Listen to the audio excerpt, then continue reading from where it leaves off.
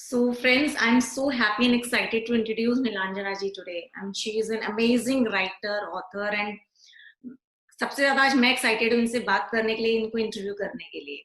और ज्यादा बताने के बजाय मैं चाहूंगी कि निलांजना जी हमें खुद अपने बारे में बताएं कि कितना स्ट्रगल इन्होंने किया और कितने डिफरेंट जोनर के बुक ये लिखती है। I was so amazed and thrilled to read the topic she writes about in book. So Nilanjana ji बताइए अपने बारे में। First tell us something about you. First thing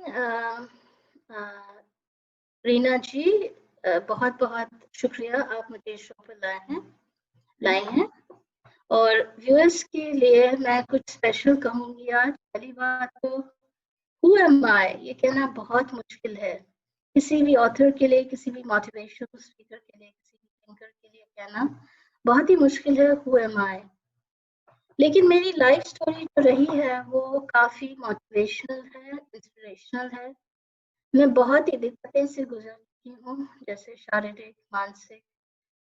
माँ के देहांत के बाद मुझे बहुत ही लोनलीनेस, वॉइड महसूस हुआ है। यही नहीं, मुझे अपने लाइफ में भी बहुत से दिक्कतों का मुश्किल का सामना करना पड़ा है। अच्छा, जैसे जब मैं हाँ बताइए। स्ट्रगल्स रहे हैं, आप कहना चाह रही हैं। It was a lot of struggle in your life, right? बहुत बहुत।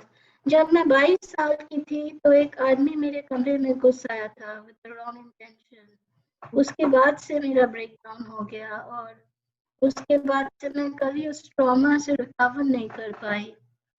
तो काफ़ी मैंने वो कुछ कर नहीं पाया, इसलिए कि मैं कराटे में ट्रेन थी। और ये भी बहुत बड़ी बात है कि हर लड़की को, हर औरत को कराटे या किसी कंग फू या किसी सेल्फ डिफेंस में ट्रेन होना चाहिए।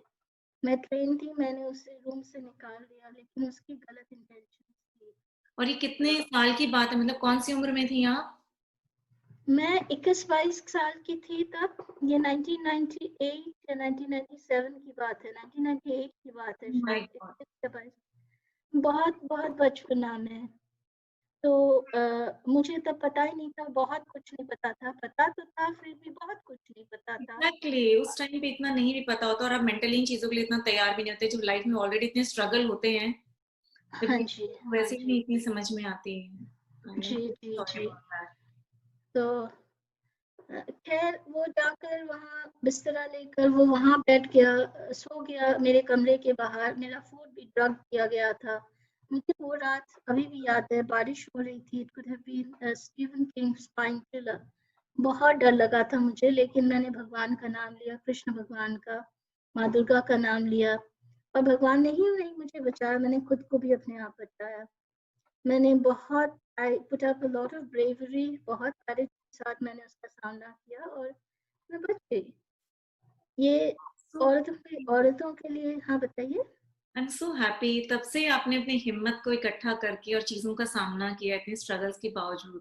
हर तरह की सिचुएशंस का आपने सामना किया है। आई थिंक फाइनेंशियल हाँ, प्रॉब्लम भी रही थी आपको काफी ज्यादा, जो मैंने। बहुत फाइनेंशियल प्रॉब्लम्स रही है रीना जी।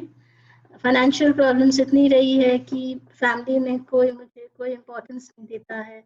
और यही नहीं, कॉर्पोरेट सेक्टर में मैंने बहुत कोशिश की, बाहर भी कोशिश की।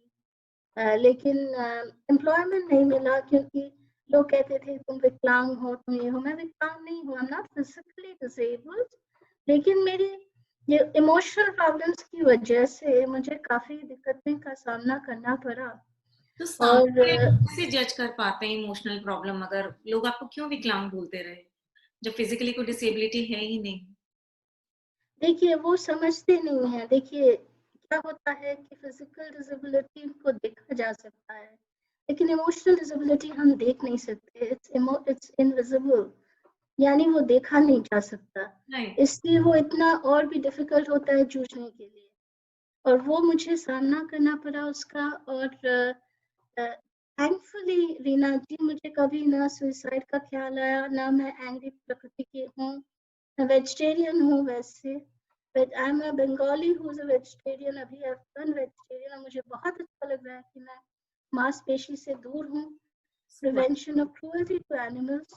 तो I dream of an order जहाँ पे न किसी व्यक्ति, इंसान, न किसी पशु, न किसी पंछी, न किसी फ्लोरा और फौना के साथ कोई भी अत्याचार हो।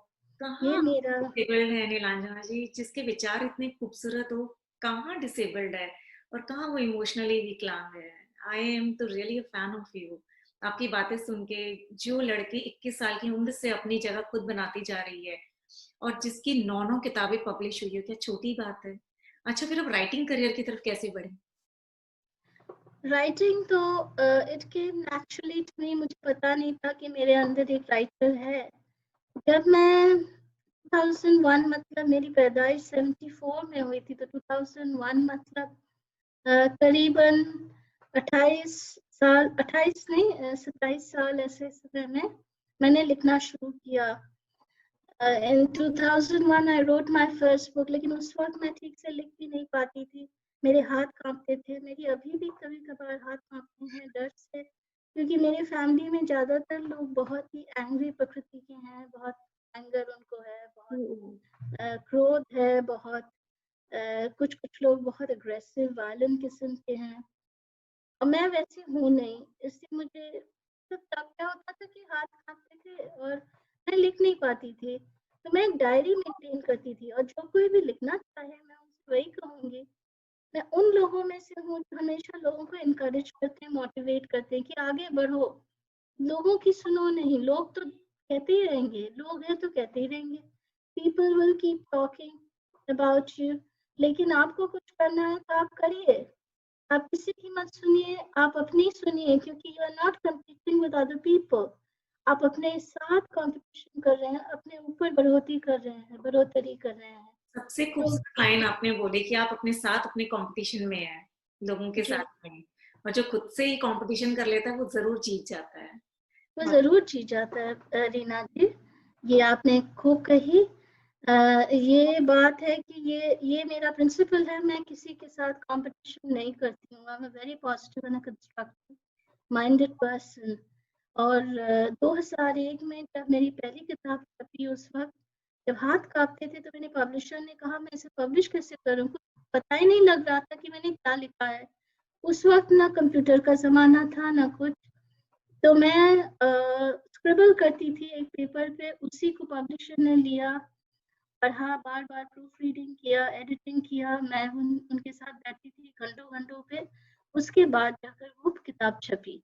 तब से आज तक 2010 तक मैं 8 किताबें लिख चुकी थी। 2014 में मेरी मम्मी का देहांत हुआ, इंतकाल हुआ, और उस वक्त मैंने लिखना छोड़ दिया बहुत सालों तक। अभी 2020 में मैंने एक किताब लिखा है, There's Love in Every Heart, जो एक नॉवल है। सॉरी, 305 नहीं, 350 पन्ने का है। उसमें मैंने एक लड़की, उसमें एक सेक्सुअल वायलेंस के बारे में मैंने लिखा है, और मैंने उसमें ये भी लिखा है, अपने एक्सपीरियंसेस लिखा है। उसमें 2 कैरेक्टर्स मेन हैं। मैंने लिखा है किस तरह से हम एक वायलेंस फ्री वर्ल्ड बना सकते हैं। उसमें बहुत से हमने I've given many solutions to the problem. That is सो मुझे वंडरफुल। पर आप मुझे प्लीज पहले ये बताइए, जो फर्स्ट बुक आपने लिखी वो क्या टॉपिक चूज किया और आपको क्या लगा कि मैं क्या लिखूं? कहीं से जब हम शुरुआत करते हैं फिर तो रास्ता खुलता चला जाता है। तो जी, किस बारे में आपने लिखा और आपका मेन जॉनर क्या है जनरली? अभी तो मेरा मेन जॉनर है फिक्शन, नॉवेल्स, शॉर्ट स्टोरीज वगैरह, पोएट्री भी लिखती हूँ। लेकिन मेरा पहला बुक नॉन फिक्शन था। मैंने अपने लाइफ की शुरुआत, लिखने की जो शुरुआत की थी, वो नॉन फिक्शन में की थी।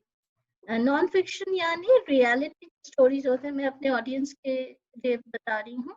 फिक्शन यानी जो रियलिटी नहीं है, फिक्शन यानी जो रियलिटी से हटकर है, यानी स्टोरीज है, imagination imaginations, the more of imaginations. जो लिखी जाती है। तो मैंने देखा आपने मैं काफी कुछ लव, इमोशंस, ग्रैटिट्यूड के ऊपर बहुत लिखा है, जी, थैंकफुलनेस के ऊपर, एक्नॉलेजमेंट के ऊपर। That is so wonderful, so positive and so lively about those things.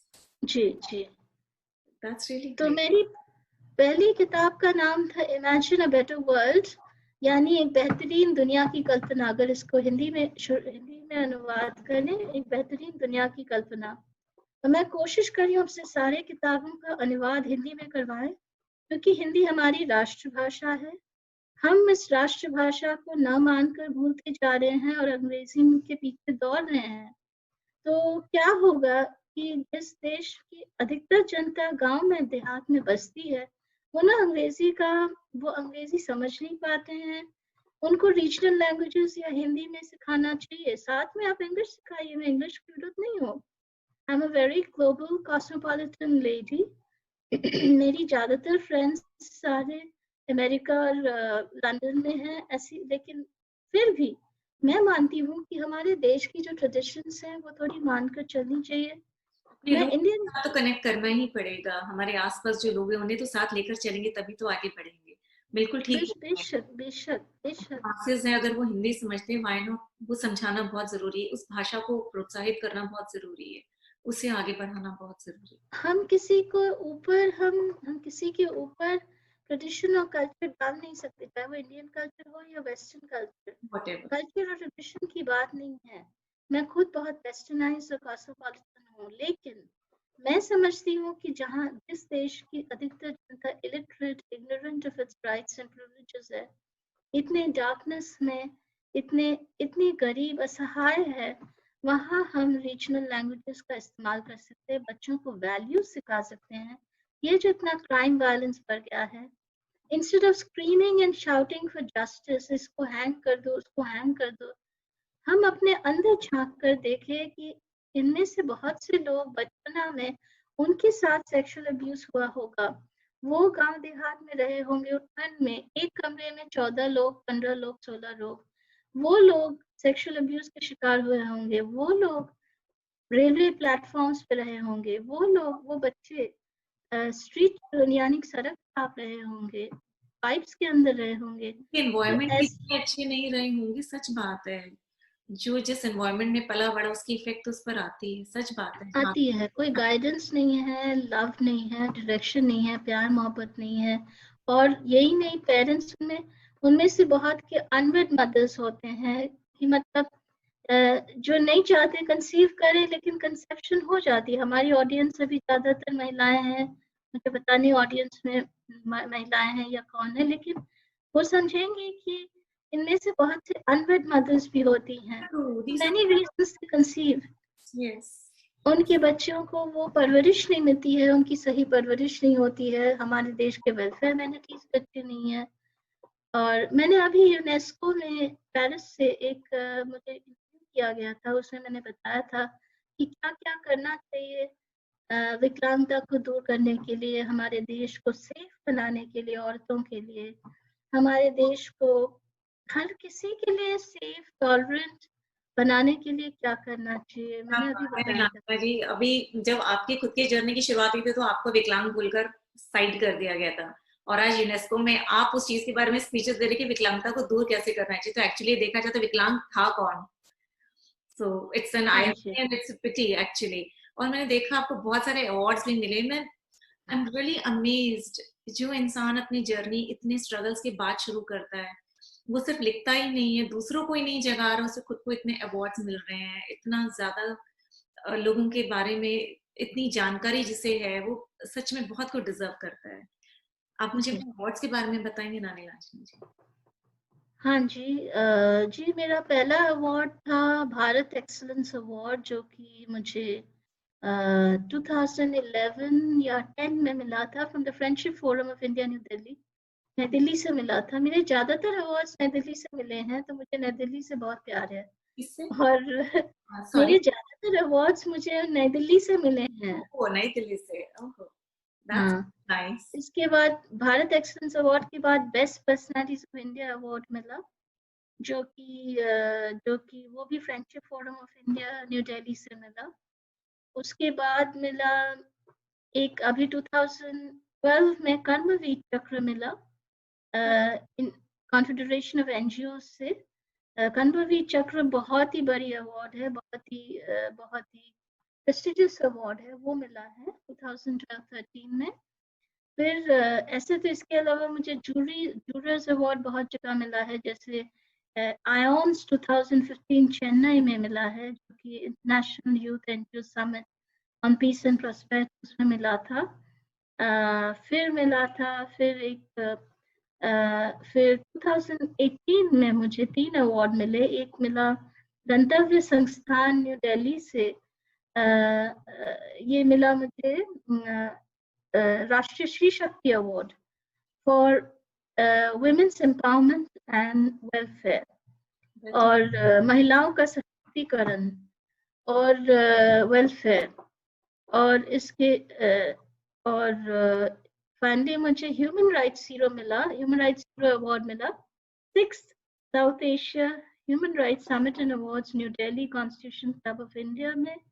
ये मिला 2018 में ही मिला, ये तीनों 2018 में मिला। ये मिला मुझे किनके हाथ से, नेशनल ह्यूमन राइट्स कमीशन, नहीं, श्री रविशंकर प्रसाद जी थे, और ह्यूमन कोई मेंबर ऑफ पार्लियामेंट भी थे, और श्री इम्पोर्टेंट। नीलांजना जी मैं फिर रोकूंगी। Public peace prize, funnily public peace prize मिला कनाडा से, वो 2018 में। पर अभी इम्पोर्टेंट ये कि किन हाथों में ये अवार्ड जा रहा है, मतलब वाकई जिन लोगों ने दिया वो अपने आप में महारथी हैं ही हैं, पर जिन हाथों में वो अवार्ड जा रहा है वो अपने आप में काबिल तारीफ है।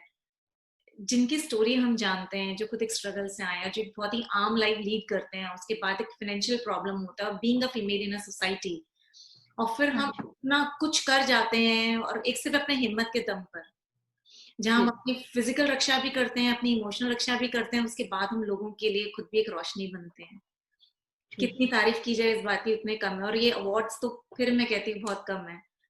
मैंने एक हर का हुनर करके एक मुहिम चलाई जिसके थ्रू हम ये हीरे मोती ढूंढ रहे हैं, and I really consider my self fortunate कि मैं आप जैसे लोगों से बात कर पाती हूँ, जिनके अपने आप में इतनी खूबसूरत अचीवमेंट्स हैं, जो इतने खूबसूरत लोग हैं, जिनके मन में इतनी सारी खूबसूरत बातें हैं। मतलब सच में बहुत अच्छे। कोई एक ऐसा मैसेज जो आप सबको देना चाहती हैं, कोई खास अचीवमेंट जो आप शेयर करना चाहती हैं सबके साथ? अचीवमेंट तो बहुत सारे हो सकते हैं, जैसे मुझे अचीवमेंट तो बहुत सारे हो सकते हैं। अब हर किसी के अंदर कोई ना कोई हुनर छिपा है रीना जी। भगवान जब कुछ ले देता है तो वो कुछ देता भी है, और मुझे वही हुआ कि मुझे लगता है कि भगवान ने मुझसे कुछ छीना है तो मुझे बहुत कुछ दिया भी है। और हर किसी के अंदर कुछ ना कुछ होता है, कुछ ना कुछ होता है, चाहे वो कुछ भी हो, चाहे वो जितना कम ही हो या जितना ज्यादा ही हो। मुझे लगता है कि जाने से पहले मैं ये कहना चाहूंगी कि कभी हारो मत, कभी हार मत मानो, नेवर गिव अप। चाहे जितना भी क्रूर, चाहे लोग कितने भी क्रूर क्यों ना हो, चाहे कितनी भी असफलता मिले, चाहे कितनी भी डिफिकल्टीज हो, आप आगे बढ़ते जाइए। मैंने अपनी लाइफ से देखा है कि मुझे बहुत सारी दिक्कतें हुई, बहुत सारी डिफिकल्टीज चैलेंजेस हुई, अभी भी हो रही हैं। अभी आई एम 46 इयर्स ओल्ड, मुझे बहुत डिफिकल्टीज हो रही हैं ये, लेकिन मैं हार नहीं मान रही हूँ। ये नहीं कि मुझे डिफिकल्टीज नहीं है, लेकिन मैं हार नहीं मान रही हूँ। नेवर गिव अप, कभी भी हार मत मानिए। Have faith, have faith, have faith. ये भी भगवान पे विश्वास कीजिए, अपने आप पे विश्वास कीजिए, ह्यूमैनिटी यानी मानवता पे विश्वास कीजिए। तो किसी भी व्यक्ति को नीची आंखों से मत देखिए, व्यक्ति हो, कोई भी हो, चाहे वो कोई भी हो। नहीं, कब कोई मैं ऐसा नहीं मानती कि लोग कितने भी क्रूर हों आपके पास, ऐसा नहीं है। परेशानी है जो देर लगती हमें अपनी काबिलियत को पहचानने में लगती है। हाँ, में लोग अपने को स्वीकारने को तैयार बैठे हैं, बुरा कोई नहीं है सच में। दुनिया स्वीकारने को बैठी पर हम खुद को ही नहीं स्वीकार पाते, बहुत टाइम लग जाता है। जी बिल्कुल सच कहा आपने। हाँ। ये जो मैंने किताब लिखी है this love in every heart, इसका ये है कि हर किसी में अच्छाई छिपी हुई है, अच्छाई है, कोई बुरा नहीं होता है। इनफैक्ट सबसे जो हार्ट को क्रिमिनल होता है उसको भी हम सैल्वेज कर सकते हैं। इसलिए हमें इतने ड्रैकोनियन लॉज और कैपिटल पनिशमेंट की जरूरत नहीं है। वैसे भी ज्यादातर देशों में कैपिटल पनिशमेंट को वो अबॉलिश करते जा रहे हैं।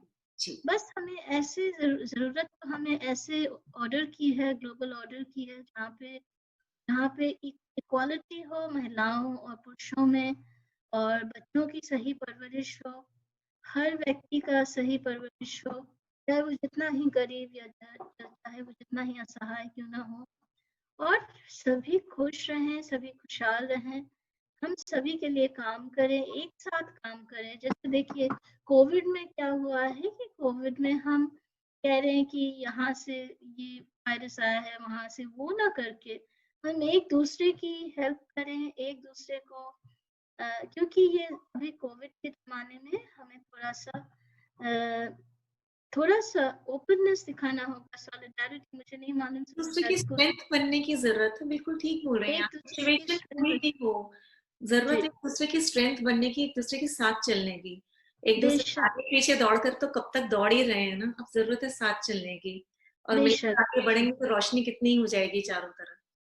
रोशनी हो जाएगी चारों तरफ। या बिल्कुल, वही है ना, सही प्यार कहा। तो सभी दिलों में है, बस उन प्यार को जोड़ने की जरूरत है। जब सब जुड़ जाएंगे तो कितना खूबसूरत हो जाएगा सब कुछ। बिल्कुल, बिल्कुल सही बात कहा आपने, बिल्कुल सही कहा आपने। So it is so nice to talk to you Nilanjana ji, आपके बारे में जान के और आपके पूरे प्रोफाइल को पढ़कर, आपसे बात करके बहुत बहुत अच्छा लगा। और फिर वाकई वापस एक यही दुआ है कि आप बहुत और बहुत आगे बढ़ते जाएं और बहुत सारे अवार्ड्स पाएं, और लेकिन लोगों के लिए भी बहुत कुछ करते जाएं, अच्छे अच्छे मैसेजेस उनको देते जाएं, अच्छी अच्छी किताबें हमें मिलती जाएं जिसे पढ़ के हम भी अपने दिलों के प्यार को और महसूस कर सके। जो है तो सही, बस महसूस करने की देरी है। मेरा एक ड्रीम है रीना जी, वो है कि मैं गाना गाऊं, इस पे नहीं लेकिन एक गाना रिकॉर्ड करूं कभी, और वी आर द वर्ल्ड या कोई भी ऐसा गाना जो कि बच्चों के लिए गाऊं। मुझे बच्चों के लिए बहुत ही लगाव है, और राष्ट्र ही नहीं, पूरे पूरे दुनिया के बच्चों के लिए गाऊं और इसको रिकॉर्ड करूं अपने वॉइस में।